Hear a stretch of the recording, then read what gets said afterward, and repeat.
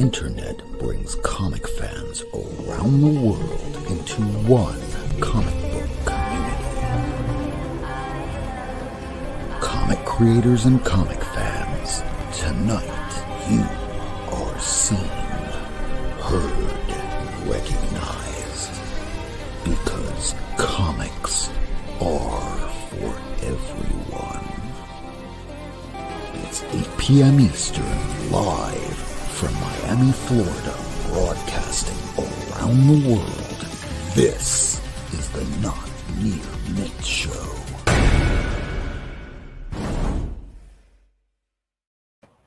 Welcome to the Not Near Mint Show, everybody. It's episode 156. It is August the 20th, 2022. Yeah, we even have with us again. I can't believe he's back. Hey, Comics on the Mind. I am back. I'm not in front of my computer. I'm not at home. I'm not even in Oakland. I'm visiting my buddy in Fresno, so that's why the background looks different. But look who's hanging out with me. The least likely person you should expect, Ned Flanders. Oh, sexy Ned Flanders. No, could it be Aiden? Yeah. That's a classic episode of The Simpsons. I love that one. When Homer was on trial. That was one of the first Treehouse of Horrors, right? Yeah, first one. First one or second one? It's like one of the first three. Yeah. My favorite one is the one where he winds up maybe kind of sort of potentially cheating with Marge. Stupid sexy Flanders. One of the most random ones I like is the one with all the Pierce Brosnan cameos. Which one? Hold on. There's one where it's all like Pierce Brosnan cameos. Oh yeah, you're right. I remember that one. Well, it was like the house, and they did a Harry Potter ripoff, and I forget what the middle one was, but again, it was like another one where Pierce Brosnan got sent up stuff. So, Daniel, you're muted. And second, so you have a comic. It's called American Dreams, and we're going to throw up some right down here where you can find them on Twitter sphere, on the Facebook. And we have 5 issues of this out there. Well, we just also got picked up by Band of Bards, so this is like the Alice Studios edition that's going to be slowly, recycled out before we, because we just got picked up by Band of Bards for publishing. So more news about that, in the next few months. I also wrote this. It is really well on Kickstarter as well. Big Purple Rage Monster guy. Also known as Night Wrath. So basically, to go do the rough pitches, American Dreams, Jewish immigrant in 1900s New York, gains superpowers from as an experiment that goes wrong. Night Wrath, guy gets kidnapped and turned into a Purple Rage Monster. When he's not the Purple Rage Monster, no self-confidence whatsoever. Aww. No confidence and a rage monster. So what does that kind of rampage look like? Well, I'm going to throw a car at you, but I might not throw it so far. Which is funny because when he's the rage monster, he has tons of confidence because it's like a switch flips. But every so often when he's the rage monster, he's like, somebody else, he's like, forget it. And my artist, I'm trying to talk to the artist because my artist is Gabe Escobar-Santos, and he recently just did a book he's doing a book with what's his name, Blade, Wesley Snipes. Wow! Which just went like bonkers on Kickstarter, like tons, like really successful. So now he's focusing on that instead of hold on a second, I think I have parental enter these areas, so I'm trying to wait till they're gone so I can hear myself talk. Okay, warning, this is just art. Please don't ban us or make sure that we get pulled off shelves. So, what was I thinking? What I think is, I just totally lost my train of thought. I do it all the time. Backtrack now. I've been doing this all day. So the book with your artist, and then all right. So he has been doing this book with Wesley Snipes, and it just went, it went jackpot on Kickstarter, and they flew him out to do San Diego Comic-Con and everything. So he's concentrating on that right now before we get back to issue 2 of this. So we're hoping he can start, some of it, in between pages of whatever it's called, The Exiled. If he can, it's the big question mark. Can he do it? Because on top of that, he's also doing commissions we were doing for when I were at Kickstarter. So he's just booked solid. And part of it's my fault because well, it's not like you're going to be waiting a year and a half or 2 years between releases. This might just be, if at worst, a minor delay. Yeah. But it is going to be getting into people's hands and very shortly. And Nightwrath is already being shipped all over the world right now. Well, nice. They're going out first, and then after that, international, because international rates just went woo. So he was like, "We didn't budget for this," because they just went through the roof. All these new shipping fees. Oh, wow. Yeah. Yeah, it's been a bit of a nightmare now that we have, Lordy, we have Penguin Random House, we have Lunar, we have Diamond, all these places doing shipping. Kickstarter backers. It's not even going to stores yet. It's just getting to Kickstarter backers. Well, this is on top of people that are store owners that have to pay for shipping on top of everything else. It's just one more shipping cost. Yeah, it's absolutely insane. It's like I've been looking at the cost in our backer kit and I'm like, oh no. But we'll get through it. So just the American Dreams trade Kickstarter, which ended a couple weeks ago. So that was successful too. That was my second best Kickstarter yet. So, congratulations. We just missed the final stretch goal by this much.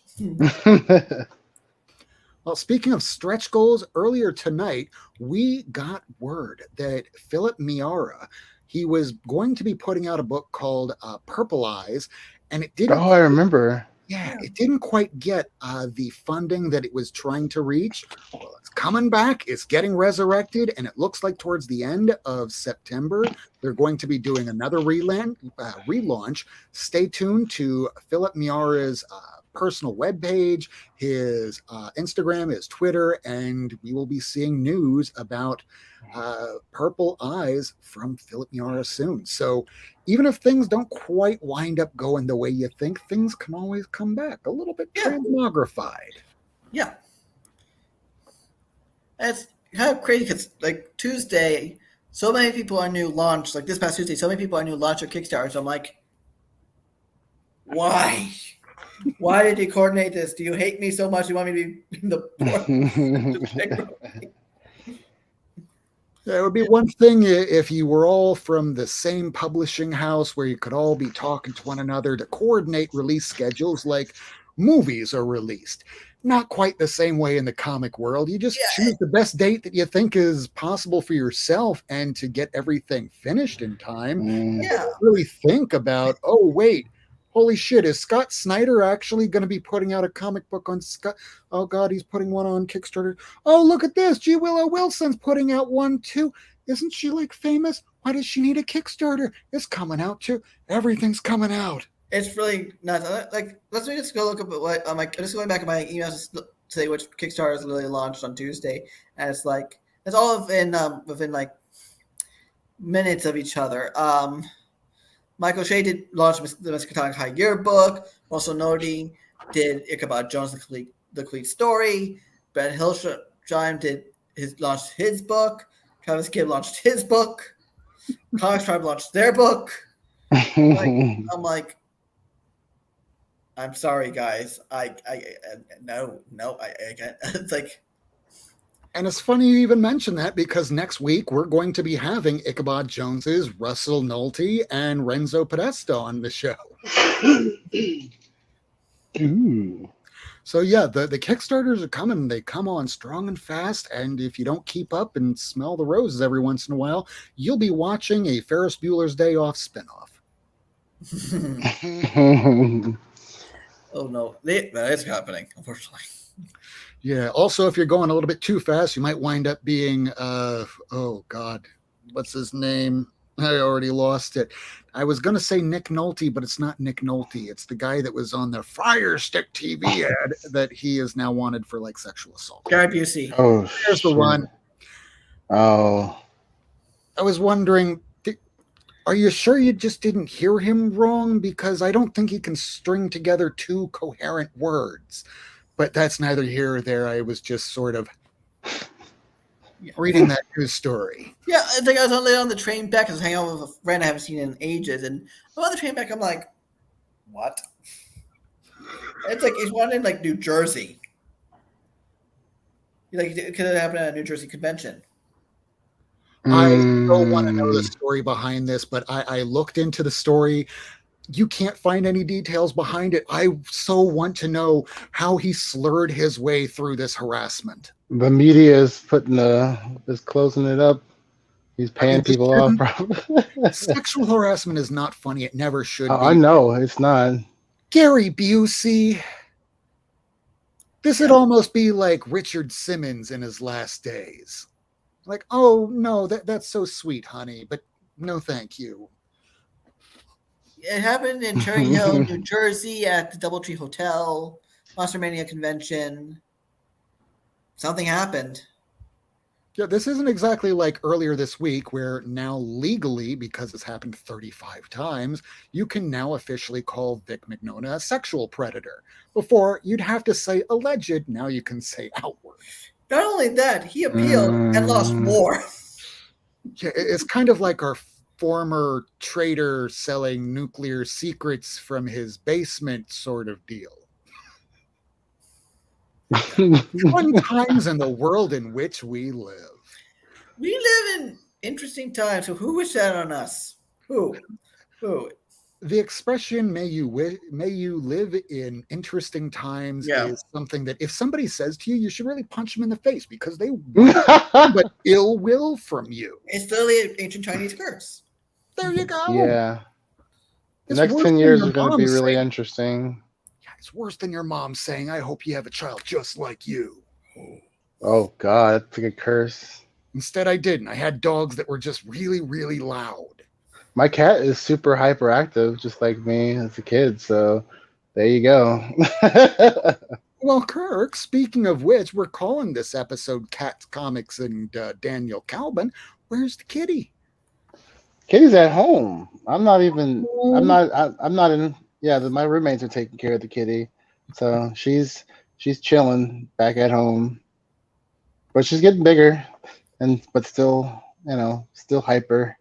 You're going to get back home and it's going to be cat's size of your beard times 3. Like, what happened? Yeah.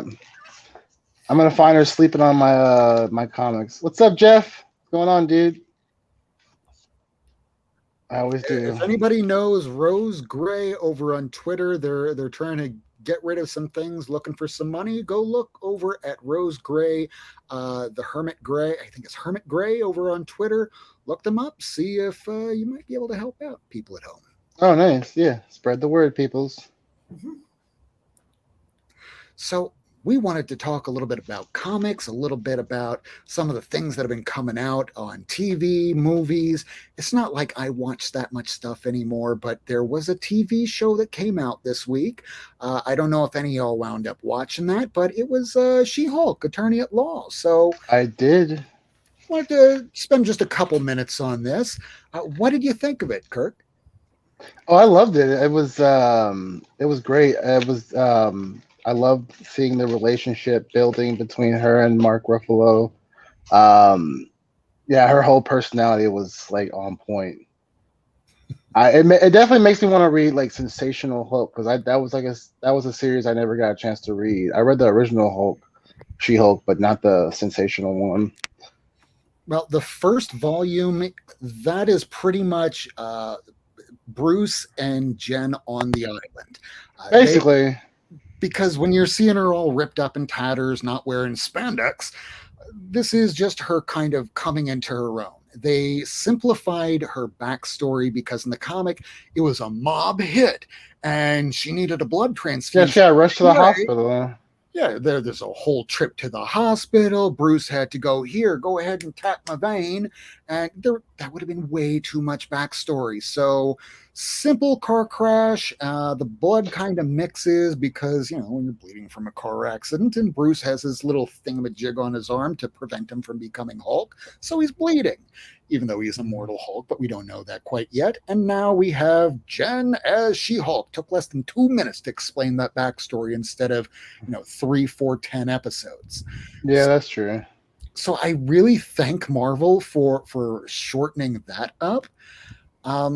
I've been hearing a lot about Pussy Hulk, but this isn't Hulk that is angry, because Hulk gets stronger when he's angry, and Jen just didn't piss him off that much. I mean, even the backhanded compliments that she was giving wasn't quite enough to turn him into Vegeta going past I know 9,000. It's over 9,000.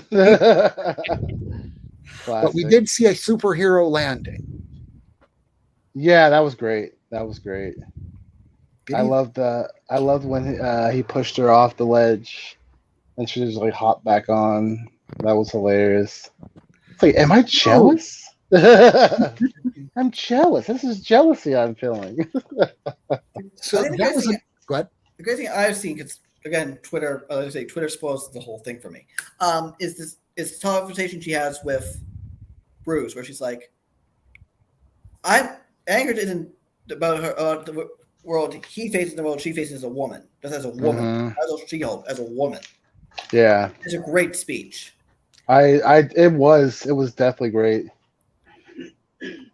Yeah, the portion of her saying, "I'm a woman. I have to reserve my emotions because if I don't, I'll get called hysterical, or worse, I might be murdered," which is a very, very valid statement that women across the world feel every single day. And it was probably very nice for women to hear that expressed from a superhero show from a woman that doesn't even want to be a superhero. Yeah. It's somebody I just want to continue my career. That's it. She's exasperated about the whole thing, still plays it off with this hint of sarcasm. She has more personality in this one episode than most of the Marvel Cinematic Universe does, all wrapped up together.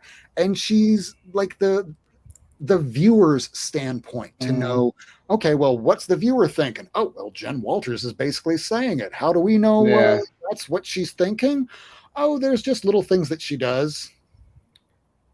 Yeah, that was my next question. Like, how did you feel about her breaking the fourth wall? I thought it was done really well. Yeah, of course. Because like that's what she did in Sensational She-Hulk, right? She broke the fourth wall a lot in that. Yeah. And another thing that I'm not sure a lot of people took notice of this. So when we get to the training sequence of She-Hulk and Bruce, he's talking about his personalities. So far, all we're aware of is just a big, strong rage monster. We haven't talked about War Hulk, Devil Hulk, the World Breaker Hulk from Sakaar, and seeing the Grey Hulk too. Grey Hulk, Mr. Frickin' My favorite Hulk. All personalities that could be used during this series, while we see Jen doesn't have to wrestle with anything. But there was a great little moment where even the music sort of changed a little bit. You don't want the world to look at you like you're a monster, because there's no coming back from that. So at some point she's going to be tipped just over the edge where she's going to black out, come to, kind of like Moon Knight, and there's going to be destruction all around her, and oh dear God, I did that. She's gonna have to represent herself. I think we're gonna start Lawyer from Hell's Kitchen. I'm predicting. Yes, you might need representation. There's your representation. Oh, we got our boy in red potentially. Absolutely. Yeah, that would be great. Have Daredevil represent her. Yeah. This way they can kind of set up as a soft reboot Matt Murdock and his practice at law, kind of like the same way that Arrow gave us The Flash in the course of 2 episodes. I didn't even realize that Flash appeared in the Green Arrow. Was it season 2 or something like that? Yeah. Yeah. It was like the mid-season finale. Yeah. I just hopped on the Green Arrow a while back and realized that. It's a golden age of TV and comic superhero stuff where 10 years ago, watching Smallville, seeing the Junior Lifeguard Association, JLA, that was just a minor little hint that, hey, maybe you could have a Justice League of America. No, no, no, you idiots. This is just some very cheap looking suits. Everybody has a costume except for fucking Superman. And we were happy because at least they were on the screen. They might not be the best stories told, but at least we showed some representation. Now we're seeing much better special effects. And sure, the She-Hulk can be maybe touched up a little bit here and there. They push this thing out to be in front of audiences quickly. So yeah, I noticed a little bit of haloing effect from She-Hulk's hair. And I'm sure there's people out there that are great artists that maybe just aren't working for Disney yet that might be able to fix that. We did. There's a couple of YouTubers that do that. They'll take older films that have really shitty CGI and they'll fix it up. Yeah, they did that exactly. They did that for the Luke Skywalker scene where they deep faked that. Oh yeah, they did that with the Lion King. They deep faked it. They deep faked it with the original Lion King, which was great. Yeah, so Disney's version of Luke Skywalker deepfake kind of looked a little stilted. You had this person that was just another YouTuber put this together in the span of about a month just by his lonesome, and it looked 10 times better than anything Disney came up with. And they had a damn team. It's the crunch. It's a time crunch, and you don't have... Yeah. You're exhausted, you're overworked, and... You know how it is if you have a big studio. There's way too many chiefs, not enough Indians. I love that expression, but because it definitely is on point. What's up, Air? What's going on, dude? So the other subject that I wanted to cover tonight is Sandman on Netflix. Now, I've read the entirety of Sandman. Ace has read a good portion of it. I know you've read a little bit of it. And over here, we have Daniel with a good goddamn, man. Volume 1. I have Volume 2 upstairs. That's the one I want to get. They have a third volume of this, too. They have a third volume of this, too. This is Volume 1. This is the half of the original run. And it's How older heavy than is it that? still has a Vertigo brand on it. Can I ask how much that ran you? I don't have the price yet, but it's probably at least $150. Okay, cool.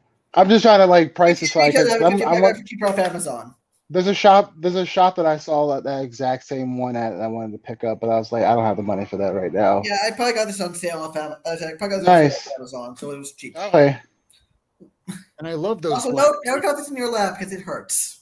I'm sure you could kill yourself a spider or two, or maybe. Hey, it's a good weapon if somebody breaks into your house. Basically, I would just use a vape and then hope maybe I could be like Bullseye and go, "Hey, Bullseye! Oh no, shit! I missed. They're gonna kill me."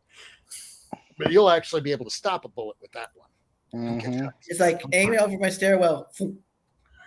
We have a rule around here, folks. Rule 1: don't die. Don't die. It's a simple rule. It's a great rule. Eventually. Yeah, entropy.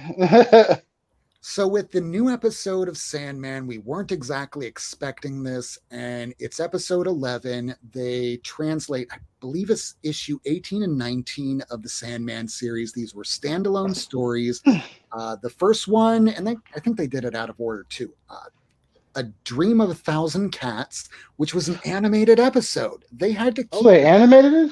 Wow. Yeah. They had to keep this under wraps for 3 years. Nobody knew that this was going to come out because if they did, everybody would have known about it. So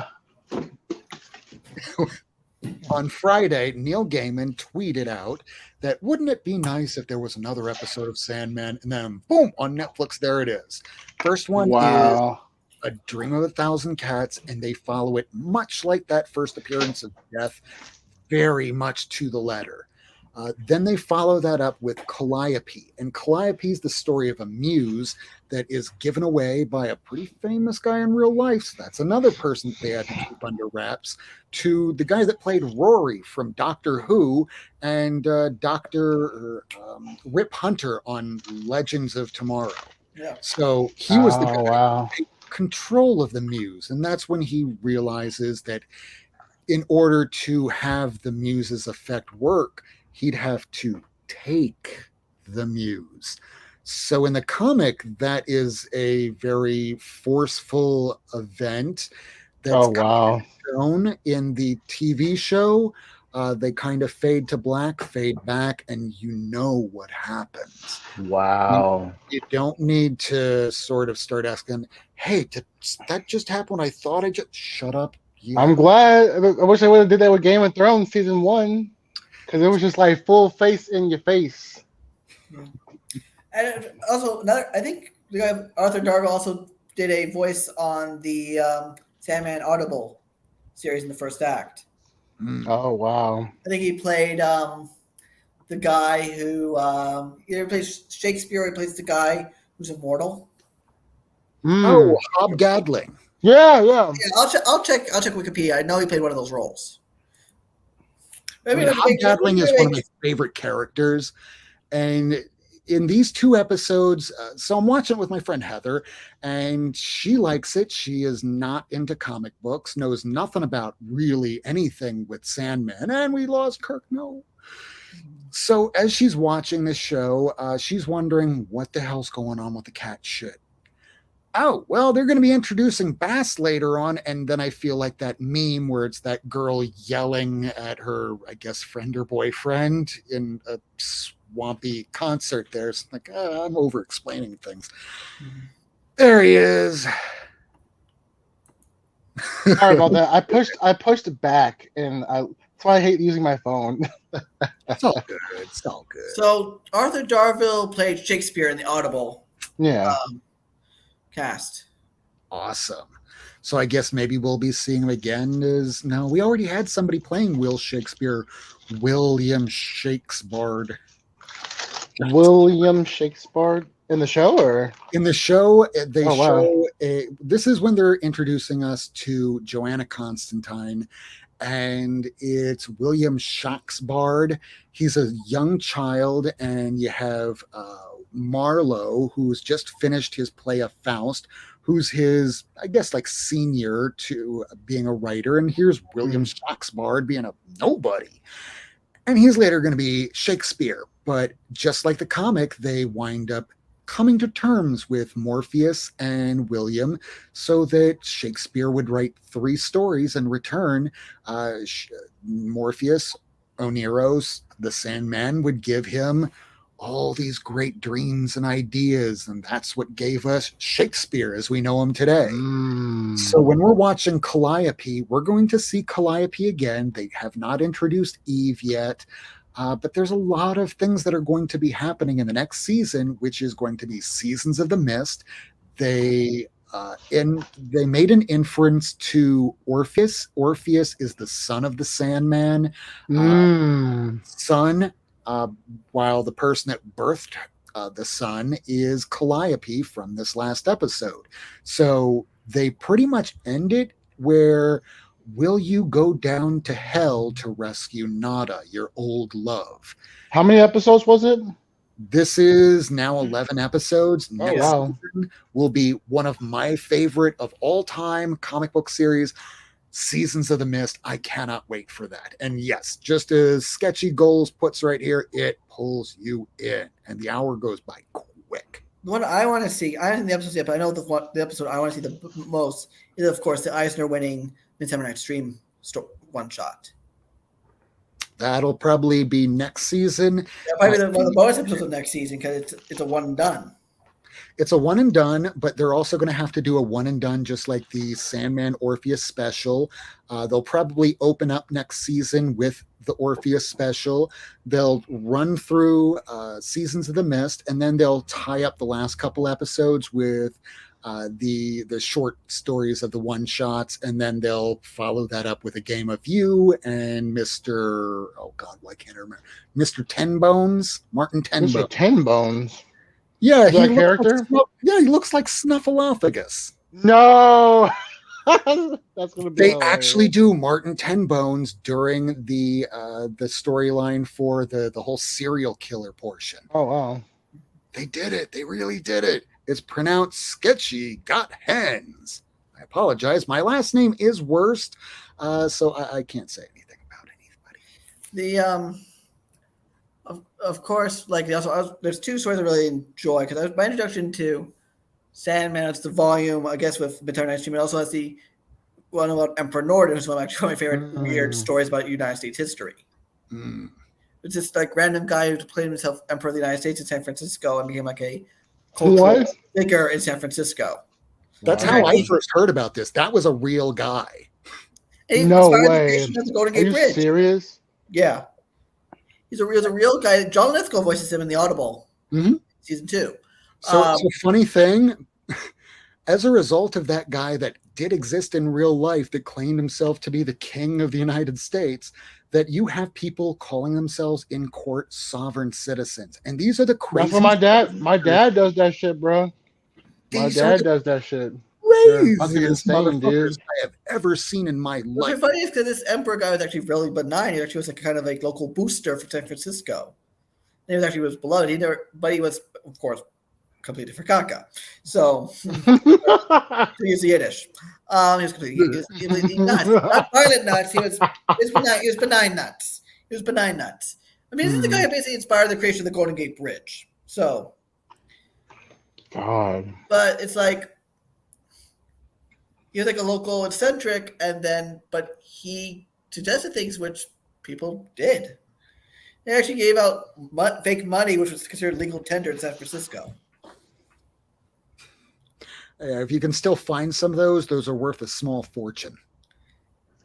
Yeah, it's actually a really fascinating story, just from the level of him being this like local eccentric that just became this cultural phenomenon in California. Yeah, I gotta look that one up. That's news to me. Well, this just goes to show it pays to read Sandman because you know a little bit of history. Just like if you read American Dreams by Daniel Kalban because it has American history. Well, muddled with because of superheroes, but yes, it has Houdini, it has Edison, of course, J.P. Morgan, also Crowley, who's such a delight to write because you can make him seem Crowley, nice. Now I have to read it. Also, Crowley, I get to write those horrifying things with a little bit of a charming glint in it. And it's really funny to write because he does these horrible things, but he's being insanely charming while doing so. No. He's in his early 20s in this story, and he's already this story a homicidal warlock. Homicidal warlock. That sounds so good. It's like I actually was thinking, literally, like at work the other day, like, oh no, I have a perfect idea for American Dream short for Crowley. It's probably one of those effed up things I'll ever write, but it'll be really cool and I'll add to the basic backstory of the lore. Because if you look at like his history, by the time he was like 20 something, he had already done his like attempt at to climb, I think, Everest, where he basically left with all the money overnight, and basically there was an avalanche, took all the money and supplies and went back to Nepal, basically stranding his rest of his team. And Crowley, like real life, not a good guy. Crowley in American Dreams, even worse. Nobody in real life is ever the solid good guy or the solid bad guy. Everybody thinks from their own perspective that they're the good guy. But if everybody was the good guy, there'd be no such thing as an antagonist. So everybody has to be the bad guy. Crowley is fully aware he's a villain, and he loves it. In my story, he is a freaking sociopath with perhaps with powers from Cthulhu. So yeah, he's not someone he has the powers of Cthulhu. He might be an OP. Jeez, that is OP, dude. He is not a nice person, and he's basically allied with Edison and J.P. Morgan. So I would love to see Edison with like Cthulhu-like powers. And it is, and but no one needs to realize that Triumvirate that Crowley's really the one calling all the shots. He's the puppeteer. Another subject. Everyone else's nightmare. What? Sorry, didn't want to talk over you. So another subject I wanted to cover tonight is the fact that, since we're talking about villains here, some bullshit alert. There was a comic that was put out just the other week from a organization called Black Flag. From by all accounts, does some pretty philanthropic stuff. They put out something called Ultimate Fallout 4. It was a reprint. They added extra staples, an acetate cover with some Black Flag printed stuff on it, and they initially sold them for about 75 $80 a pop until they started getting pretty threadbare. Then they started selling them for about $100 each for San Diego Comic-Con, and then they were out. And you started seeing them popping back up on eBay. C2, I thought it was on C2E2. You're right, C2E2. And they did it again for Expo Boston, apparently. Oh Yeah, no, are you gonna do it serious? again. Yeah, Really? they're gonna do it again. They destroyed the comic book community on IG. That's all I kept seeing was that shit. The C2E2 bullshit. And what's really funny is Marvel's already sent them a cease and desist. No. Marvel said, like, Wow. lawyers basically said a letter to the effect of, we basically, Marvel's always basically sent a letter to the public saying, your store variant programs are with our partners, and we have the right to revoke at any time and reconsider our position. Wow, that is crazy. So they basically just have screwed over a lot of other people with this. It sounds like it. I would be surprised if the Mouse House sends the lawyers at Black Flag, because wasn't they officially endorsed variant. First of all, it was like, and so the hell the CGC then kind of went in on the CGC then said, oh yeah, these are 9.9 men and 10 men and 9.8 and everything's good and dandy, and we will adjust our policies to basically help Black Flag out. And that's become a whole mini scandal on its own. So it's pretty bad. I mean, as long as you can make that money and run, but you decide to do it again, I think they're going to need some representation from a legal side. And I think maybe it's time to call somebody like Saul Goodman, but not Saul Goodman because he's now serving 85 years to life. God, you say Saul Goodman. Yeah, free Saul Goodman, hashtag. Oh my God. So yeah, just like in one of the last episodes of Better Call Saul, where he sets up this whole thing as a robbery inside of not a convenience store, but like a Walmart, like a Best Buy, like one of those sorts of things. And at the very end, he says, this is a one-time deal, fellas. We're not going to see each other again. Don't do this again. And what does Black Flag do? Hey, we made all this money. Let's go do that shit again. Even though they said cease and desist, yeah, that's going to go well. Well, cease and desist, I think, came after Factual Boston, because they were kind of like sneaky during Factual Boston doing it, but still they were caught. And then, of course, they did all that thing below. Thanks, Planet Arizona. It's bad. It's a huge freaking scandal in the collectors community. I mean, let's see what I have lying around here. Maybe if I take this copy of maybe this one right here. Oh no! This copy of No, it's beautiful. Troy. I love Crash and Troy. Thank you, Jared Lejeune and Kyler Clodfelter. They just had this come out this week, August the 17th. If you haven't gotten it already, Crash and Troy. But what if I decided to go ahead, slap an acetate cover on this thing here, and we know that it's not $200. $200 right now. We're going to go on Whatnot. Fuck the third print over there in Blue World. No, there's going to be a Whatnot variant of the variant. In fact, on the acetate, we're going to say Tyler Quintana will not receive a penny from this. LOL, LOL. I mean, it's not that much different than doing that. No, yeah. It's basically that. It's basically that. It's like who would want to destroy these? Honestly, who would? No, you don't destroy your Crash and Troy. No, you don't. You put it in Mylar and see it evolve for 1,000 years. Oh, look at this. Calculus says, I'm realizing I've never seen Daniel's face before. Look at that pretty punum. I love that word. And can we get a CGC witnessed autograph on that too? What's really funny is I actually did my first ever CGC autographs at Terrificon a couple weekends ago because I wanted Oh, nice. some of my books, so I could sell them, at cons and I've always wanted to go one to for cons, Terrificon. one for like Kickstarter rewards. And I was a little worried because I had sent stuff into CBCS last October at Baltimore. I still haven't gotten them. Yeah, CGC. I know they're backed up, but it's like, come on. I've already paid for this stuff. As you can see, I don't have a single graded book, but I'm very aware of their practices. Very few people have ever really been able to claim their insurance policy, even if they've sent stuff for cleaning and pressing. They send that out to a tertiary company so that way they don't have to claim liability. There's just so much sketchiness from that company. And when it first started, it filled a gap in the collecting hole. I get it. I'm glad that they were there. But then they started getting greedy. And what I know about con men is based on confidence.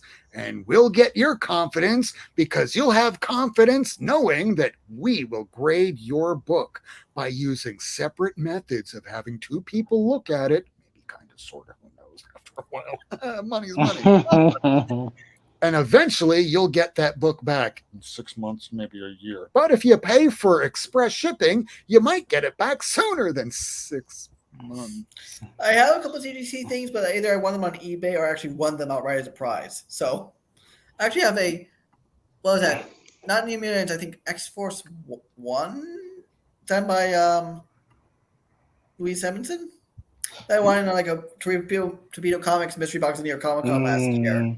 It's I have. I know it's like one of those. Congratulations, you want a grand prize? I'm like, wait, what? And they showed me the photograph they had on the lid of the box. Like, so you get this. No, nice. But the other day I won because of Kickstarter. There was a guy doing a raffle on his Kickstarter. Basically, if you back the Kickstarter, you'll enter the raffle. You win my Wolverine 1. Yeah. And I won it. Oh, nice. And yeah. And I also have a couple Jim Lee stuff. One, there are CGC. One's my favorite cover from Hush. I love Hush. With Batman and Nightwing, and the other one is one of the copies of the pulped issue of All Star Batman and Robin. The one that has all the black over the profanity. The ones with the failed censorship, yeah. Yeah, I have a copy of that there. I remember reading that one day going, damn, a 12-year-old is obviously going to tell that's the word fuck. Yeah. Yeah, it was not good. It was not a good censorship job. But like I've only read it in my Absolute Edition, fully censored. So of course I'm not going to open the shellac and the prints and everything. But it's like. Well, last subject I wanted to touch on tonight is earlier this week, we heard of the passing of Tom Palmer. For those of you that aren't familiar, this man was a fantastic inker. Not quite like you'd hear about Vince Coletto where he'd erase stuff. This guy would add such depth and shade that even Klaus Janson, one of the great heroes of inking in the industry, said, I still learn new stuff from this guy just about every single day. And he was a great tracer, and it doesn't matter what you say about Tracer. You fucking tracer! Your mother's a tracer! He was one of the legends, and because of that, we will miss you. This is a man that did the cover, the interiors of Tomb of Dracula 10, first appearance of Blade, most of the 200 issues of Avengers. This guy has been around, and his legacy will be one that will be cherished and missed. R.I.P. Thank you. So it's about that time. There's comics that came out over the course of the week. I'm sure you all picked up stuff over the last week, month, who knows how long it's been. Were you all ready for a little bit of comic book therapy? Mm-hmm. All right, let's do some comic therapy, y'all. So what exactly is the problem? Tell Dr. Worst.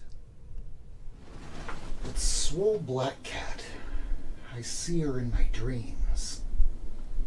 It is okay. Swole Black Cat cannot hurt you. But what if I want her to hurt me? What? What? Oh, it gets me every single time. I love it. I've got to change that one too because Oh, a it's new one? well. Yes. I'm going to. I already had two that I made, but I didn't get a chance to finish them because I spent the last 24 hours Oh, making the opening, the closing, and a little okay. special bonus content that for people that stay to the very end of the show after we do the closing theme, there will be a bonus bit of content that you aren't going to see again until we upload it as a short. So, who wants to show some comics that came out over the course of the week? Daniel? Well, I just take over the course of the last few weeks to just Kickstarters, pickups, and whatnot. First of all, need no introduction. This is great, Troy. and I double dipped to get the special variant too. But now I forgot to pre-order them from Midtown Comics for issue 2, so now I have to go directly to Midtown Comics for 2, 3, and 4 when they're ready. I'm sorry. Can we see those again? Warning, warning, warning, warning. Banger alert, banger alert. Holy fucking shit. Look at that fucking book. Oh my fucking god. Look at that fucking book. Oh my fucking god. Look at that book. Jesus. Oh my god. I like turtles. Twinsies. Oh, it's We so got good. the black and white too. Oh yeah, it's the 1 in 10. There's only 100 of them printed. Thank you so much, Tyler Chin Tanner, for sending these. Well, they knocked out. Oh, good. Okay. Don't die. Also, trades I've been like speed reading through: Superman Red and Blue, Oh, nice. Batman the World. It was a great little anthology again. And Superman Son of Kal-El Volume 1. Also in the read list, I got pulling a bunch of stuff out. Matt Wilding's Small Bites and Free Hands.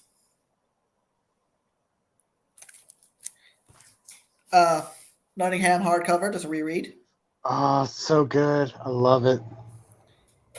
Saladin Ahmed and Dave Acosta's Dragon, which is a great take on Dracula from a Ottoman point of view around the same time period of Vlad Tepes. And the few little cool things. They're like kind of random, or all random. So continuing the Jared theme, his all the devils are here. Ninja Kaiden from Black Box. I picked this up at Terrificon. And this is probably one of the more interesting books I think you'll see this week because I got it from the Batman exhibit at the Spicegate Museum here in New York. It's basically a prologue to the experience you have when you're in the exhibit because it's also a kind of escape room game. There's an app on your phone. You work with Oracle to free Robin and stop an evil plot by Leviathan. And the fun doesn't stop once you leave the exhibit. There's additional content they send you too. So if you're ever in New York, check that out before they close that exhibit. Well, escape room kind of exhibit, but yeah. Yeah, that is amazing. Yeah. It's just a really fun. It's also just a No, really. did we lose Ace? We lost Ace. Oh. But yeah, this is just a really fun story trip by Gail Simone. Oh, nice. Jim Calafor, I think, does the art. I'm not sure. Cool. It's fun. It's really fun. Yeah, I thought you said Ninja Gaiden, and I was like, they made a comic book? I thought it was a video game. No, it's Ninja Kaiden Oh, okay. from Black Yeah. Box. Nice. The cover looks amazing. It's really fun. Basically, the guy gets ninja armor, fights ghosts. That's the That's explanation. awesome. That's simple. Sometimes I like simple. Simple. That's the short version. It's probably a little more complex than that. But that's as Mel Brooks would put, that's the short version. It's kind of like we had a comic that came out a couple weeks ago that, oh God, it exemplifies us. It's called A Florida Man. Oh, you Floridians. Yeah, we kind of suck down here. We don't mean it to, though. You're literally too stupid to insult. Yeah. Oh, we just got a text. Power just went out, so that's why Ace had to drop. Oh. So Dang. Do you have anything yourself there, Kirk? Because I only have 4 old books to show. And That's at the very it? conclusion- well, these are just the older pickups that I got. Oh, okay. The new books will be at the very, very, very end of this show if people feel like watching. So, do you want me to just show these 4 books? Yeah, just go. Yeah, I didn't pick up anything this week, Oh, so you can go ahead and I would. Yeah, I didn't have time this week. It was All a super busy week. well, let me change the camera over here, blow myself up, and see what I got, huh? So, I was at a place called Miami Fresh Comics. This is where I pick up all my comics. As in fact, he's probably broadcasting right this very second. So let me throw up his link. I thought he did it on Thursdays. So he did, but to make things a little easier, now he's doing things on Saturdays. Okay, nice. Usually in the afternoon, sometimes in the evening. But if the chances are right now at 8 p.m., almost 9 p.m. Eastern right now, you can go ahead and check out Miami Fresh Comics, and you can find comics just like the stuff that you see back here, just like what I'm about to show you. And he gets good, fair market value, sometimes even a little bit less. So cheers. And by the way, my name's Rob. I'm an alcoholic. This is just Red Bull because I need to be awake. Because when I was at Miami Fresh Comics earlier this week, I was walking by and went, is that what I think it is? I picked it up, walked over to the counter. I'm like, I don't want to check key collector. So I broke out CLZ. Like, oh, okay. So I have this one. Ooh. Oh, that's so good. That's So like one of the first issues, right? This is the first appearance of No way. Fury as Holy shit. Agent of S.H.I.E.L.D. That is great, dude. I beautiful love Kirby those cover. purple backgrounds, dude. It's so Now this- Kirby. I love it. Now, this one is one that I already had, so I'm cheating a little bit. You had it already? That one I had, but you can see why I had to check because I'm like, did I already have this here? No. Because I'm looking for Ooh. Oh, nice. I love that cover. it's the first appearance of Eternity, and if you look at this cover and you look over here at this cover, they look a lot similar where he's kind of crouching down, getting shot at, and just one's like half a cover, the other one's a full cover. So Yeah. you can see how I can kind of mistake it. Yeah. So I get to the counter, I'm like, holy shit, it's a low grade, but I want it. It's complete. The staples are intact. Nothing's hanging off. $30. Fuck yes. $30. Yeah, that is how good Monty. Yeah, that's super cheap, dude. Isn't it also the first appearance of Hydra? It is. First appearance of Hydra. Oh, wow. Now, this is one I picked up also from Miami Fresh Comics. This is the first cover appearance in comics of the Jack of Hearts. Now, this thing has been blowing up a little bit because Jack of Hearts is appearing in She-Hulk via the new comic series by Rainbow Rowell. And we saw in a advertisement somebody sitting in a chair in the new She-Hulk series, and it looks like it could either be the Jack of Hearts or perhaps Mr. Immortal from the Great Lakes Avengers. I love the Great Lake Avengers. So this cool. next one here, I'm going to have to do a bit of a share screen to tell you a little bit of a story. So I posted this on Twitter earlier this week. I don't like buying a lot of things on eBay because sometimes people just don't know how to send shit. This is the very first in comics appearance of the Jack of Hearts. Now this was Really? I have that. I didn't know that. Oh, no, you do. Issue 213, it just says introducing 5-in-1 threat. It is the Quintronic Mech. It's a really The next issue is much better as far as the writing goes, but in the last page, that's when you have, oh, so I'm going to go find the Hulk. So says the Jack of Hearts. So like, cool. Wow. I get it. I'm glad I have it. But this is how I received it. Now I'm going to do a quick share screen. Is it 2 cardboard pieces? I mean, this isn't the worst version I've had, but it's kind of up there. Oh! No, not the newspaper. What the fuck? Are you Bag and serious? board. Bag and So, board. there's no no bag. fucking way. They sent it no in a board. fucking newspaper. He sends it wrapped in newspaper. And in the newspaper here, there's no bag, no board. The corners are kind of blunted. So even if it was a 7 before, now it's a 6.5. There was at least 2 pieces of cardboard, but the tape that he used, as you can see right here, that was stuck to the book. So whenever that happens, I need to break out the hair dryer because the hair dryer is really the only way to get adhesive off of a book. And that's my story, and I'm sticking to it.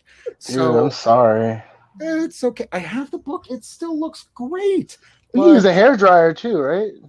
Yeah, I had to use a hair dryer. I mean, the corners don't look as bad as it did when I first got it, but the edges are a little bit kind of frayed-ish because you don't wrap comics in newspaper unless you have it in a damn bag. Use a Gemini mailer, or if you can't use a Gemini mailer, just if they're sending comic books in a newspaper, they don't know what the fuck a Gemini mailer is, bro. It's like you just get a freaking priority mail mailer at this point, bag and board it, yeah, as extra support, and ship it. Yeah, Papa likes comments saying, "Please do not bend." yeah.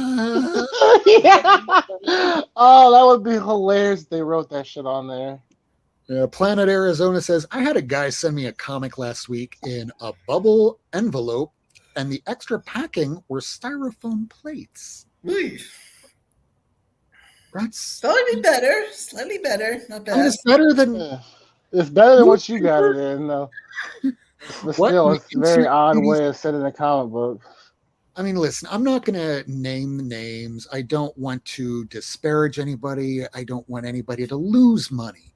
But this person was a comic book seller. They should have known better. Had it been somebody that sells mostly T-shirts and flip-flops and the occasional comic, I would have let him get away with it. But this is the one and only time I've ever done this in the 10-plus years I've been on eBay. I left somebody a neutral, and I feel a little guilty.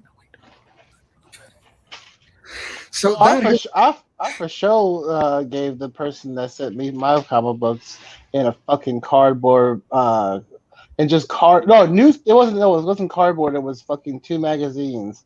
They definitely got a bad review. So they should. But yeah, we're coming up on the hour here. This has been another episode of Not Near Mint. So I want to thank all the people at home watching, live viewers especially, because you're going to get an extra bonus at the very tail end. Just stick bonus. The end credits, because after the credits, you're going to get something cool. It's going to be some techno music. It's going to be your tune of the week. And boots and pants and boots and pants. So Daniel, is there any place that you're going to be appearing anytime soon? I will be at Baltimore Comic Con at the end of October. Where was that? Nice. Baltimore Comic Con at the end of October. That's where I'm going to start selling off, my stock of American Dreams, 1 through 5, because I just, signed up with Band of Bards, and, they're going to be hopefully releasing 1 through 5 into stores. So I have to get through my, old stock, because, newer versions are coming out. And, those are the ones in stores. So I have to get, through these. I got a lot. I bought way too many copies recently, so I have to go through a lot of copies in Baltimore, and maybe I've also applied to AwesomeCon. I'm probably going to apply to C2E2 as well. Hopefully getting to one or the other, because I have relatives in Chicago. I also haven't been to California in over 20 years. I also want to go to Disneyland. So come on to California, baby. And also the event of WonderCon it's not as close to Passover like the way C2E2 will be. Like C2E2 is the weekend just before Passover. That's true. The original plan was to go out there with my family, and my mom can spend time with her sister, and it would be like a big family thing. I could be with friends, and then I look at the dates and oh no, Passover is literally like later that week. Yeah, it's very tight. Oh, if you go to WonderCon, though, I'm definitely going. Because my mom's not going to kill extra time because she has to host a Passover Seder. So she's not going to be able to fly out, and she's not going to because it's not just us for our family. It's also my kids who live in New York and everything. So it's not like we're going to dump them to the side so we can have Passover with my aunt and uncle in Chicago. Yeah. Otherwise, it sounds like a very busy evening of driving to Chicago to New York, and it sounds like an old episode of a sitcom from the 60s. Yeah, we're planning on taking Amtrak in a sleeper. Oh, I love Amtrak. That's why I just came down. That's how I came down here to see my friend. I just took Notification Shuttle to go to Terrificon in Connecticut to New London Station from the newer part of Penn Station here in New York. Oh, nice. I've never done a long range sleeper car, so yeah, me either. I've always wanted to do that. And thankfully, it's like you have to go when it comes to going east to west, you have to go to Chicago anyways to get west of the Mississippi.